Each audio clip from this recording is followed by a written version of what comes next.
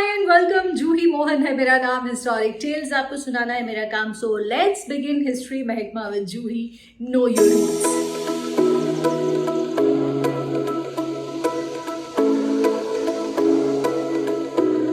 और इस वीक हम लोग बात करने वाले हैं जम्मू के एक बहुत ही इम्पॉर्टेंट एंड प्रोमिनेंट पर्सनालिटी के बारे में, जिन्हें सेलिब्रेट करना, जिनकी कंट्रीब्यूशन को सेलिब्रेट करना is very very important. Unfortunately he is not with us any more, but उनकी बर्थ एनिवर्सरी आने वाली है और उनकी फैमिली की तरफ से एक ट्रस्ट शुरू किया गया है जिसके ज़रिए लिटरेचर के फील्ड में अमेजिंग काम करने वालों को अवार्ड दिया जाता है, आर्ट के फील्ड में काम करने वालों को अवार्ड दिया जाता है। So this year also the same thing is gonna happen, but उससे पहले आज हम उनके बारे में हिस्ट्री महकमा में बात करेंगे, उनकी कंट्रीब्यूशन को सेलिब्रेट करने की कोशिश करेंगे with our experts doctor Lalit Gupta ji, जो कि एक आर्ट हिस्टोरियन हैं। He has been teaching art history to the students और उसके बारे में बहुत इलेबोरेट मैनर में लिख रहे हैं। He is also an author and an amazing person, thoroughly knowledgeable person, and I'm sure कि आज बहुत सारे insights उनके साथ हमको सुनने को मिलेंगे। And we also have the honour of having mister Javed Rahi sahab. वैसे तो वो सेक्रेटरी हैं कला केंद्र के, बट मिस्टर मेहता के काफ़ी करीबी रहे हैं। एंड उसके अलावा जो उनकी खुद की कंट्रीब्यूशन है towards literature, poetry and all that is also tremendous. और उनके ज़रिए भी हम मेहता साहब की लाइफ के बहुत सारे अननोन किस्से जानने की कोशिश करेंगे। सो चलें शुरू करते हैं। And welcome to you from me and my cohost doctor Mrinalini Atre ji. Let's begin. So Lalit ji, welcome and thank you so much for being a part of History Mahekma with Juhi. राही साहब बहुत बहुत स्वागत, thank you so much for being a part of this. और आज हम एक अलग journey पे जाने वाले हैं। रमेश मेहता साहब जिनकी बर्थ एनिवर्सरी होती है 30 नवंबर को, और हमारे कल्चर में या लिटरेचर की अगर हम बात करें या आर्ट की बात करें तो he has contributed a big time. तो आप दोनों की अगर बात करें तो आप आर्ट से तो जुड़े ही हैं, लेकिन उन्हें भी आप काफ़ी करीबी तौर से जानते थे। सो हम चाहेंगे कि कुछ ऐसी चीज़ें उनके बारे में जो ज़्यादा पब्लिक डोमेन में नहीं है, खासतौर से राही साहब आप उनके साथ अकेडमी में भी you have been working with him, you been associated with him. So कुछ किस्से आपके और उनके ऐसे हैं जब आप कहते हुए बहुत इमोशनल हो जाते हैं। देखिए, मैं 94 में ज्वाइन किया कल्चरल अकेडमी को, तो उस वक्त वो डिप्टी सेक्रेटरी थे और मैं रिसर्च असिस्टेंट लगा था। तो थोड़ा मतलब स्ट्रिक्ट उनका रहता था कि भाई पूरा वो चेक रखना और कि कौन मुलाजिम काम करता है कौन नहीं करता। तो वहाँ से पहली इंट्रोडक्शन उनके साथ हुई। कुछ अरसे के बाद कुछ हमारे आपस में सितारे मिल गए और मैं एक तरह से उनके साथ एसोसिएट हो गया। काफ़ी मतलब टिल लास्ट डे तक मैं उनके साथ मतलब एसोसिएट था और काफ़ी सीखने को मिला। एक तो ये है कि वो एक ऐसी शख्सियत है जो सिखाते थे, हर लम्हे के बाद दूसरे लम्हे में वो सिखाते थे। पहला नोट लिखना उन्होंने मुझे सिखाया कि जो नोट का माथा होता है, जहाँ से शुरू होता है, वो कैसे शुरू होता है। तो उन्होंने लिख के बताया और उन्होंने कहा, और उसके बाद उन्होंने कहा कि ये ऑर्डर्स हैं या ये कुछ मतलब नोट्स हैं, इनको रट लो कि बार बार आएंगे और बार बार आपको तंग करेंगे, तो इनको रट लो। उसके बाद जो मैंने अपनी लंबी एसोसिएशन जो कि 3 डिकेड्स के ऊपर फैली हुई है, उस पूरी मतलब इस सफ़र के दौरान मैंने उनको देखा कि वो एक नहायत ईमानदार, हार्ड वर्किंग, बहुत ज़्यादा मेहनती, खुद अपने हाथ से काम करने वाले और किसी से डरने वाले नहीं और अपनी शर्तों पे चलने वाले। लिटरेचर में वो रहे, एडिटर रहे हिंदी शिराज़े के। जब तक वो शिराज़े के हेड रहे, मतलब शिराज़ा अपनी बुलंदियों पे था। पूरे इंडिया के अंदर जो हिंदी का लिटरेचर आ रहा था उसमें शिराज़ा पहले 2-3 उसमें आता था। फिर उनकी शख्सियत के बहुत सारे पहलू हैं। एक तो वो बड़े दूरदर्शी थे कि मतलब किसी आदमी को भी देख के बता सकते थे कि मतलब ये इस आदमी का कैसे, क्योंकि उन्होंने काफ़ी दुनिया देखी हुई थी और कई लोगों के बारे में उन्होंने बोला कि ये बंदा ऐसा है और हमें उसके 10 साल बाद पता चला वैसे ही निकला कि वो बंदा ऐसा था, मतलब कि तो पहचान बहुत सारी चीज़ों के बारे में उनकी मतलब उनकी नज़र बहुत थी और बहुत अनापरस्त थे, मतलब सेल्फ डिग्निटी के ऊपर उनका ना आँच नहीं आनी चाहिए।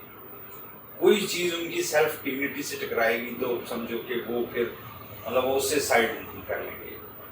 तो वो भी मैंने देखा। और फिर उनकी एक स्ट्रगल थी कल्चरल एकेडमी के अंदर। एक ऐसा माहौल होता है जहाँ सेक्रेटरी एक सुप्रीम पावर होता है, वो जो बोलता है वही चल रहा होता है। और अगर खुदा न खास्ता आपकी बिगड़ गई सेक्रेटरी के साथ तो आप वहाँ रहते हुए मतलब आइसोलेट हो जाते हैं आप। मतलब वो जैसे आपने कम्युनिटी से निकाला हुआ बंदा, आउटकास्ट किया हुआ बंदा, वैसे हो जाता है। तो मतलब उन्होंने हर तरह के माहौल में कैसे जिया, हमने उनसे प्रेरणा ली। एक दफ़ा मुझे किसी सेक्रेटरी साहब से बनती नहीं थी, उन्होंने मुझे मेरा जो स्टेटस है उससे 3 स्टेटस नीचे करके रजौरी डिस्ट्रिक्ट ऑफिस में हेड बना के दिया। कि हमारे यहाँ जो डिस्ट्रिक्ट ऑफिस में होते हैं हम मेरे से 3 स्टेप नीचे लोग होते हैं, वो डिस्ट्रिक्ट हेड करते हैं। हमें तो प्रोविंस लेवल का हेड करते हैं मेरे बराबर के। तो उन्होंने मुझे भेज दिया। तो मैं गया अदालत में, मैंने स्टेटस को लिया है। वो नौकरी में नहीं थी, मैं आया यहाँ से मशवरा करके कि मैं क्या करूँ। तो उन्होंने स्टेटस को का आर्डर पड़ा, उसने कहा देख जावेद भाई, स्टेटस को तो ये है कि अफसर जो आर्डर कर देगा उस डेट का वो चलेगा। वो कहेगा हमने रिलीव कर दिया, हमने ये कर दिया, वो तो तुम्हारी नहीं चलेगी। तो अदालत ने में कहा है कि उस दिन जो हालात थे वही बरकरार रखे। तो उन्होंने मुझे कहा कि चीफ सेक्रेटरियों पे बुरे वक्त आते हैं, उनको कहीं पे लगा दिया जाता है, कुर्सी भी नहीं होती है बैठने के लिए, तुम्हारी कौन सी इतना चला गया, तुम आप जाओ, आप डिस्ट्रिक्ट में जाके सर्व करो। और मैंने उनकी सुनी, यहाँ ही बैठ के चाय पी उनके साथ, और उन्होंने कहा जाओ तुम्हारे लिए एक नया तजर्बा हो।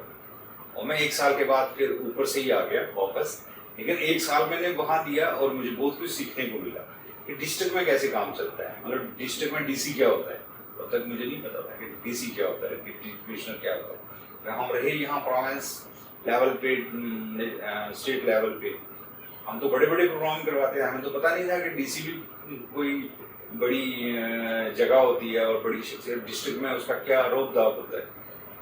मेरा ये कहने का मतलब है कि उनने जो सिखाया हमें, चाहे वो लिखने की बात हो, चाहे वो एडिटरी हो, चाहे वो बोलना हो, चाहे प्रोग्राम ऑर्गेनाइज, वो एक बहुत अच्छे ऑर्गेनाइजर थे कि शुरू से लेकर आखिर तक सारे प्रोग्राम को पूरा तरतीब देते थे। क्योंकि मैं उनके साथ रहा तो मुझे ये पता है कि पूरे का पूरा प्रोग्राम शुरू से आखिर तक कैसे चलेगा। मतलब मैं अकेला आदमी एक नेशनल लेवल का इवेंट ऑर्गेनाइज कर सकता हूँ क्योंकि मैं उनका सिखाया हुआ। I agree with you, and I would add to it कि when he was the secretary cultural academy, तो एक इंडो इजिप्शियन कॉन्सर्ट हुआ था कश्मीर में। हाँ। तो I was hosting it, and उन्होंने मुझे अपने ऑफिस में बुलाया और मुझसे पूरा डिटेल्स सुने कि आप किस हिसाब से, otherwise secretary won't go into so much detail ना, कि मैं पोस्ट को भी बुला के पूछूं कि आप कब कैसे क्या बोलने वाले हो।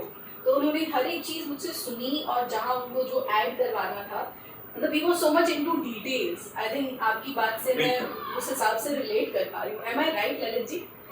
जी हाँ, उनका जो सेक्रेटरी होना 2003 से लेकर 2006 तक, वो तो एक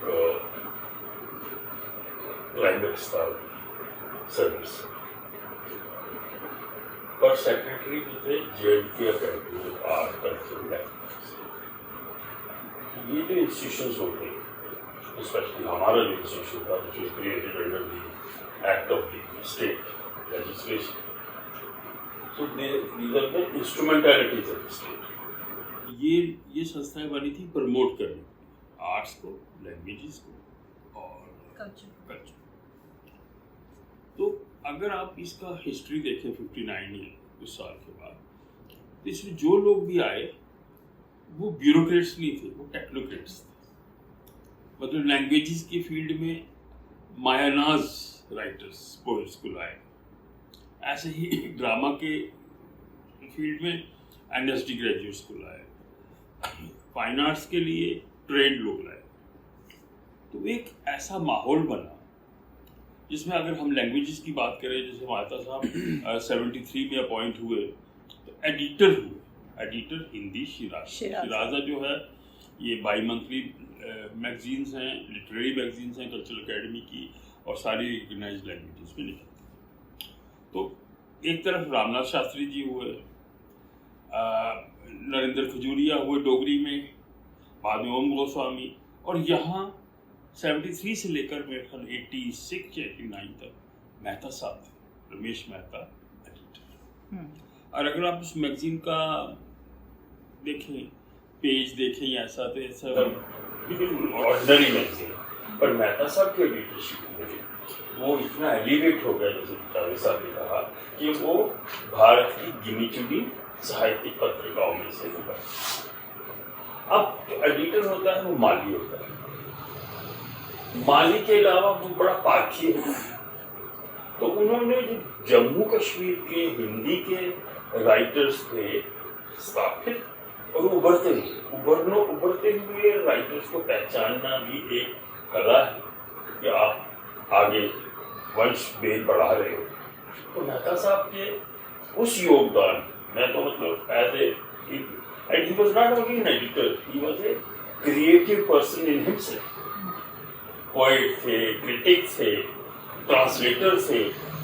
तो वो जो उनका एक अपना व्यक्तित्व था क्रिएटिव, और उसकी वजह से क्या हुआ कि एडिटर जो होता है वो जम्मू का एडिटर बैठ गया घर में, और Mehta was known all over India, Hindi के सारे सर्कल्स में जाते थे, कैंप्स में जाते थे। उनका जो विस्तार हुआ दूसरे क्रिएटिव लोग, मैं कला इतिहास पढ़ाता रहा हूँ 20-30 साल, मेरा काम है क्रिएटिव लोगों के बारे में बात करना।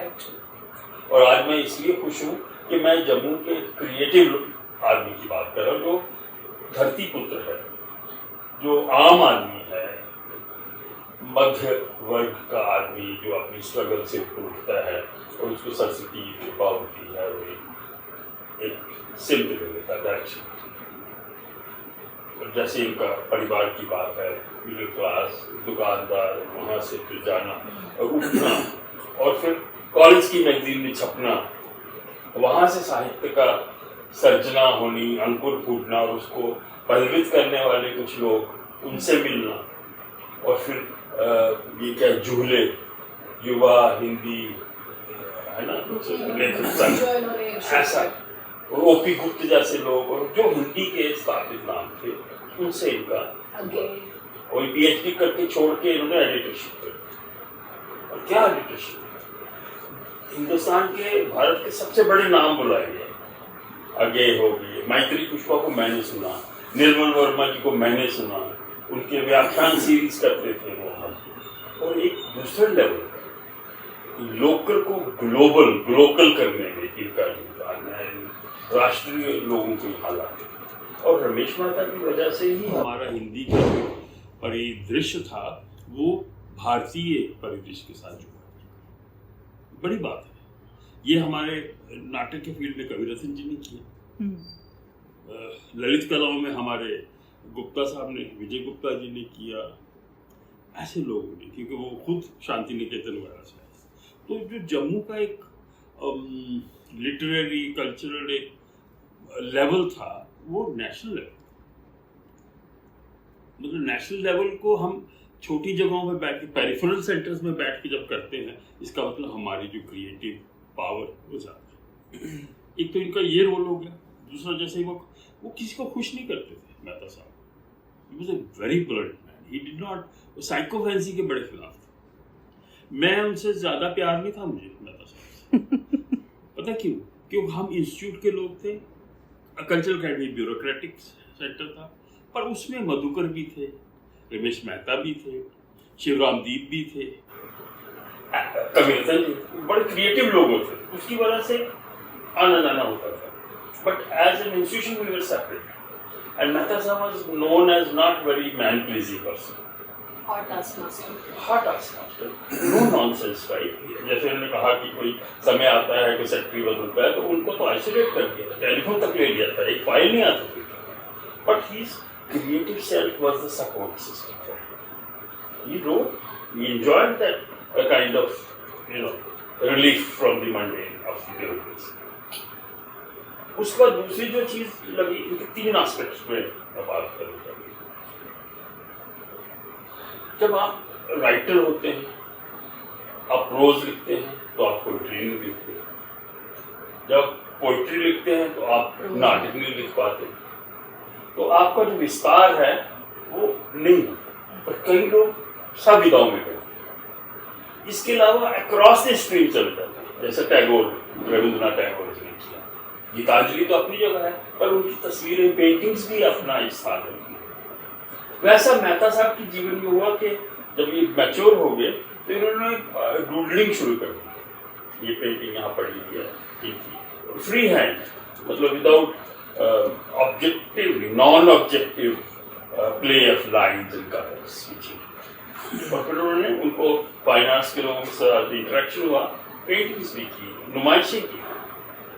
तीसरा, जब वो सेक्रेटरी बने, सेक्रेटरी तो हम तो 40 साल से अकेडमी देखने 10-20 सेक्रेटरी तो हमारे सामने आए और चले गए, पर लकीली सारे राइटर्स थे, टेक्नोक्रेट्स थे, तो अकेडमी को समझते थे। जो आजकल 2000 के बाद का जो समय है 15-20 का, वहाँ ब्यूरोक्रेट्स थे।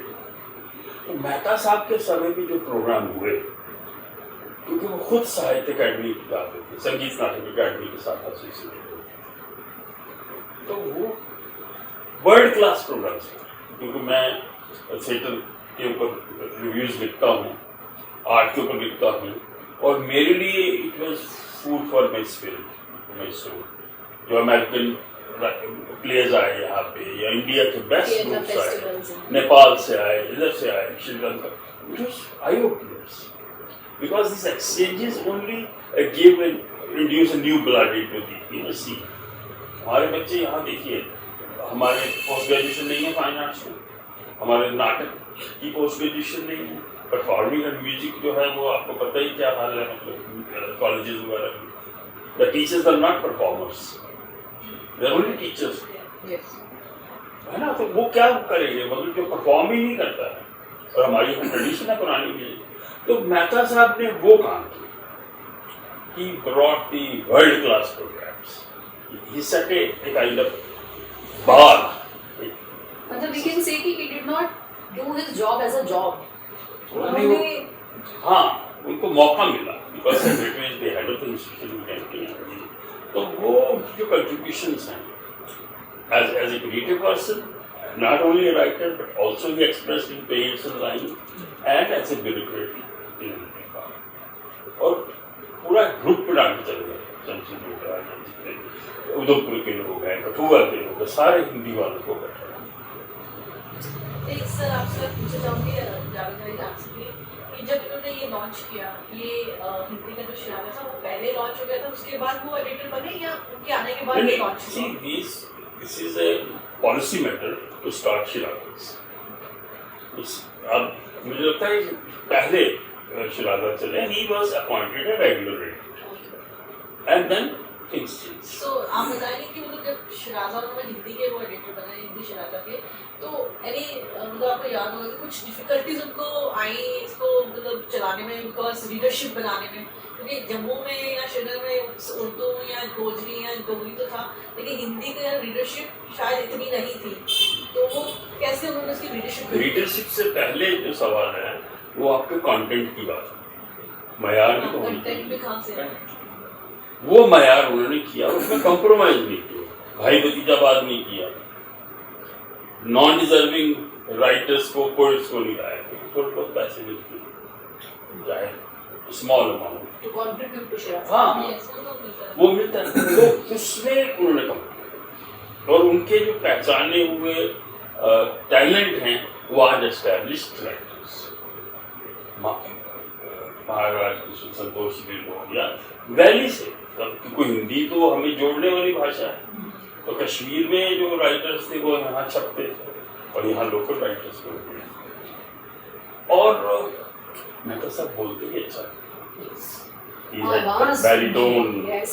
आवाज में था जबरदस्त। और हरा प्रवाह बोलते थे और he would make you to listen to it. जी बिल्कुल सही। मेरे एक तो जब उन्होंने टेक ओवर किया एज सेक्रेटरी तो वहाँ एक साहब थे तो वो पूरा चला रहे थे एकेडमी को, मतलब वन मैन टाइप का एक आदमी था जो सब कुछ करता था। तो वो जो ही आए तो मेहता साहब ने ज्वाइन किया, कुछ मतलब 2-4 दिनों के बाद उसने एक एप्लीकेशन डाली कि मुझे 2 महीने की छुट्टी दे दो।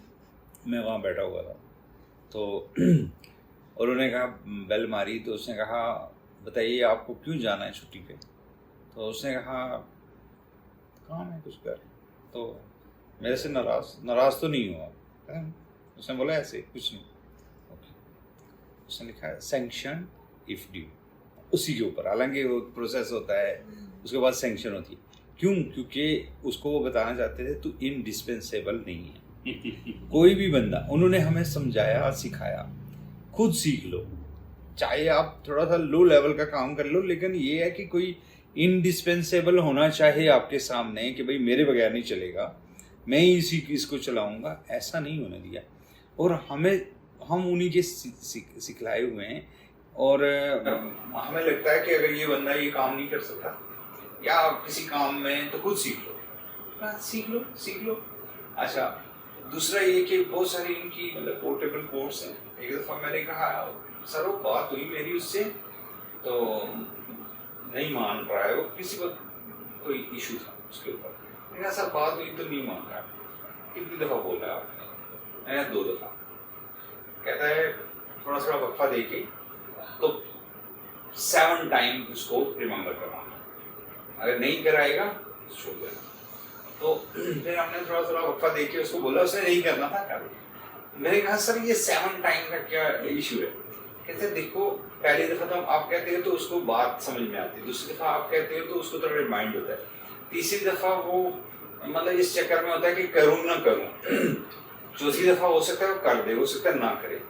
अगर चौथी दफ़ा से वो आगे चला गया तो इसका मतलब वो नहीं करने वाला। आपने सिर्फ उसको रिमाइंड करवाना है ताकि वो ये याद रहे कि तुमने मेरा काम नहीं किया। मतलब 7 टाइम उन्होंने मुझे बोला कि आपने मतलब रिमाइंडर थोड़ा वक्फा, काफ़ी वक्फा देके अगर हमने किसी को बाद में ये एहसास करवाना है कि तुमने मेरा काम नहीं किया तो 7 दफ़ा। और ये भी तो हो सकता है कि 7 दफ़ा बोलने पे बंदे को लगे कि यार अब तो कर ही दो, ये तो बड़ा ही नहीं, इसमें कुछ लोग मैंने देखे मतलब मंत्री। तो मैं एक मंत्री साहब के पास गया तो कोई काम था, तो मैंने उनको काफ़ी दफ़ा रिमाइंड कराया, मोर देन 7 टाइम। तो किसी वो चले गए, उन्होंने काम नहीं किया। तो कुछ अर्से के बाद उनके साथ एक बंदा काम करता था, हम इकट्ठे रहने लगे कश्मीर में होटल में। तो मैंने उससे पूछा कि उसने काम नहीं किया। उसने कहा उसका 10 दफ़ा बोलने के बाद वो काम करता है ये बोल के कि भाई ये काम बहुत मुश्किल था, मैंने कर दिया। तो ये इस तरह के बहुत सारे उनके ना सिखाने वाली चीज़ें जिन्होंने उन्होंने हमें एक उंगली पकड़ के जैसे सिखाते हैं ना कि जावेद रही ऐसा नहीं है। अच्छा, उन्होंने मुझे मतलब जो मेरे अंदर बहुत उतावलापन था जल्दी काम करने का, उन सब मेरा एक इशू आया तो उसमें कुछ और लोग भी कंटेंडर्स थे, मैं भी था। और मैं तो उनके करीबी था और दम भरता था उनकी मतलब गुर्बत का।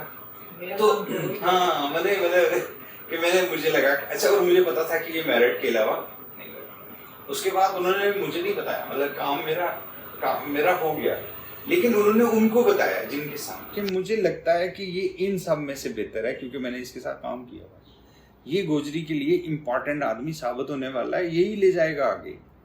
तो ऐसे अगर आपको लगाना है, मेरे पास सिफारिश है चीफ मिनिस्टर की फलां की, डिप्टी चीफ मिनिस्टर की फलां की, अगर आप कहेंगे तो उसको लगा दें, अगर आप चाहते हैं कुछ काम हो तो इसको लगाते हैं। तो उन्होंने कहा जी ठीक है आप लगा, लेकिन ये नहीं कि उन्होंने मुझे कहा कि ये नहीं मानना मैंने तुम्हें फेवर किया क्योंकि तुम में अहलियत है, तुम्हें मैंने साथ रह के काम सिखाया, मुझे पता है कि तुम क्या कर सकते हो। यही नहीं बल्कि मतलब हमें हमारे साथ जाना, हाँ जितने भी उन दिनों सरकार को ये था कि जितने भी सैरगाहें हैं जहाँ भी कश्मीर में लोग टूरिज्म के पर्पज से आ रहे हैं, वहाँ कल्चर का प्रोग्राम होना चाहिए। वो एक पूरा तैयार किया, तो उसका सारा इंचार्ज मुझे बना दिया। तो अब हमारा ये था कि गुलमर्ग में प्रोग्राम है, सोनामर्ग में प्रोग्राम है, पहलगाम में प्रोग्राम है, तो उसी हिसाब से सीरीज, मतलब हम पहला प्रोग्राम करते थे, उसके पीछे फिर दूसरे लोग आके करते थे, मतलब दूसरे ऑफिस आके फॉलो करते, हम एक सेट करते थे। हाँ, मतलब कि ऐसा प्रोग्राम होगा तो वो दूसरे लोग आके फिर नेक्स्ट से वो करने लगते हैं। और हर जगह जाके हमने, मतलब एक ग्रुप हमारा था 5-6 लोग, हम इकट्ठे जाते थे, प्रोग्राम करते थे। उसके बाद वो फिर अपनी जगह पे हम मतलब दोस्ती भी थी, मजाक के रिश्ते भी थे, और ये नहीं था कि मतलब आपस में। अच्छा, मेरा तो बहुत ज़्यादा एसोसिएशन थी, मैं मतलब सुबह पूजा नहाने के बाद, क्योंकि हम कभी कभी इकट्ठे जाते थे कहीं किसी जगह ना, सुबह जाना होता था तो उन्हीं के साथ गाड़ी में जाना, सुबह उन्होंने नहाने के बाद पूजा करनी आराम से बैठ के, और मतलब बड़ा शांति, बड़ा मतलब अच्छी, मतलब एक पूरे उनके ना कॉपी, जैसे आप कॉपी करना चाहेंगे तो मतलब एक बड़ी शख्सियत जैसे, तो उन्होंने उठना, अपना तैयारी करनी, और एक बड़े डिसिप्लिन, मतलब उतना ही खाना जितना खाना है, उतनी चीज़ रखनी जितनी है, मतलब एक्स्ट्रा नहीं। और कभी क्या है ना, एक पैसा किसी से नहीं लिया। मैं आपको बोलूँ कि एक दिन शाम को हम बैठे हुए थे, वहाँ कुछ लोग बैठे हुए थे, वो होटल ही माल में रहते थे। मैं कभी शाम को कहते थे आना चाहे, सब गपशप लगाएंगे, या कोई काम होता था तो बुला लो। वहाँ एक बंदा बैठा हुआ था, इन्होंने बोला, वो ना लिस्ट बना रहे थे कितनी पोस्टें खाली, उसने ऐसे उठा के देखी, उसने बोला कि, इन्होंने बोला कि 20 मेरे पास 4th क्लास खाली है। उसने कहा 40 लाख रुपया ले लो, ठीक है, और डिजर्विंग लोग लगा दो। मुझे सिर्फ ये है कि मुझे एडवर्टाइजमेंट के बाद थोड़ा हस्तक्षेप की गुंजाइश थी, अच्छे बच्चे लगा दो। रमेश मेहता ने ये काम नहीं किया था कभी, एक पैसा किसी से या कोई गिफ्ट कभी भी नहीं। मतलब हम उनको सबसे बड़ा अगर कोई रिश्वत दे सकता था वो ये कि खाना खाते था, लेकिन खाना कौन खाते थे? 5-6 इकट्ठे बैठ के साथ प्रिजाइड करते थे, और उसमें वो गपशप, पोइट्री, वो ये जो भी, मतलब कल्चरल एकेडमी में हमें चाहे वो उस तरह से जैसा यूनिवर्सिटी में ग्रेड्स हैं वो नहीं मिले, हम गए ही नहीं उधर। मतलब बहुत सारे लोगों ने छोड़ दिया, आमिर अहमद ने छोड़ दिया, दूसरे लोगों ने यूनिवर्सिटी छोड़ दी, कि यहाँ एक और तरह का माहौल है, यहाँ का माहौल अलग था, तो चलो थोड़ा सा चेंज हुआ। तो ऐसे लोगों की वजह से, क्योंकि सरबराही में आदमी को लगता है जैसे इंसान कुछ काम ही नहीं कर रहा है और सिर्फ मज़े कर रहा है, मतलब वो जो प्रोग्राम है उनमें भी मज़े हैं उसमें, और सब चीज़ों में, ईमानदारी में, मतलब किरदार में बहुत ऊंचे किरदार के, ऐसा नहीं है कि किरदार में ऊंचा। और ये कि जब जिस वक्त वो रिटायर हुए तो हम कुछ टाइम के बाद मैं मिलने आया, तो मैंने पूछा, मैं तो सब मतलब अब कैसा लग रहा है, तो 3-4 महीने हो गए।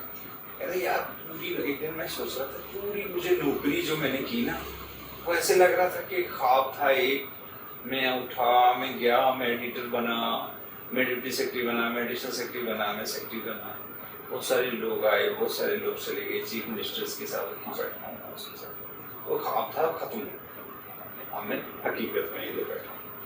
तो बहुत सारी चीज़ें उनसे सीखने वाली, मतलब ज़िंदगी की हकीकतें, सच्चाइयाँ, घरेलू मामले में सब समझो कि मैं उनसे मशवरे कर सकता कभी, बड़ा अच्छा मशवरा देना। भाई साहब, आप खुद भी लिखते हैं, क्या आपने उनके लिए कभी कुछ लिखा है? बिल्कुल, मतलब मैं आपको बोलूँ कि मैं बड़े कम जिंदगी में रोया, बहुत कम है, मतलब कभी भी किसी की मांगने पे तो नहीं रोया, मतलब कि क्योंकि कोई ऐसा इतना वो, तो मैं करने बैठा हुआ था, तो मुझे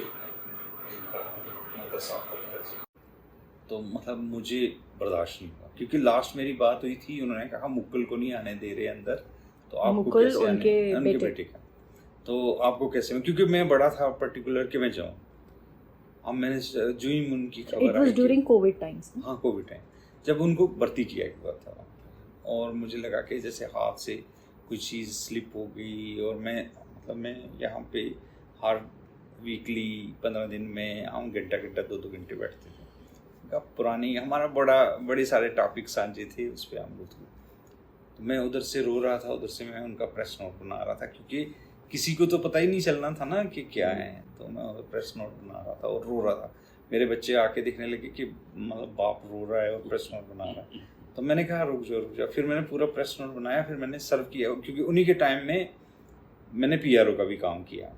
मैंने जो भी काम सिखाए सारे उन्होंने, मतलब प्रेस नोट कैसे बनाते हैं, ये कैसे बनाते, तो मैं रो रहा था। तो मैं समझता हूँ कि उन्होंने मतलब जो मेरी ज़िंदगी की बहुत सारी चीज़ें जो हकीकत से नबर्द आज़मा की होने की चीज़ें हैं ना, इसमें आप अपने कल्चरल एकेडमी में कैसे डील करना है लोगों के साथ, आपने प्रोग्रामों को कैसे डील करना है, आपने वो एक नक्श होता है ना छोड़ा हुआ, एक आदमी का सिखाया हुआ है, तो आप बिल्कुल स्टीक बैठते हैं।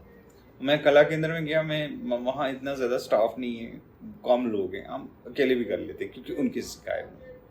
उन्होंने हमें दिखा दिया कि नहीं, प्रोग्राम ऐसे ऑर्गेनाइज करते हैं बड़ा प्रोग्राम ऐसे ऑर्गेनाइज करते हैं, कहाँ खड़ा होना है, कहाँ किस जगह से कौन सी जगह दिखाई दे रही है, वहाँ ठीक रखो, ये ठीक रखो, वो ठीक रखो, पूरा पॉलिश करके हमें खड़ा किया। और उससे भी ज़्यादा लोगों की पहचान, किसी के बारे में इन्होंने बोला कि ये बड़ा, किसी के बारे में बोला कि ये सुपरलेटिव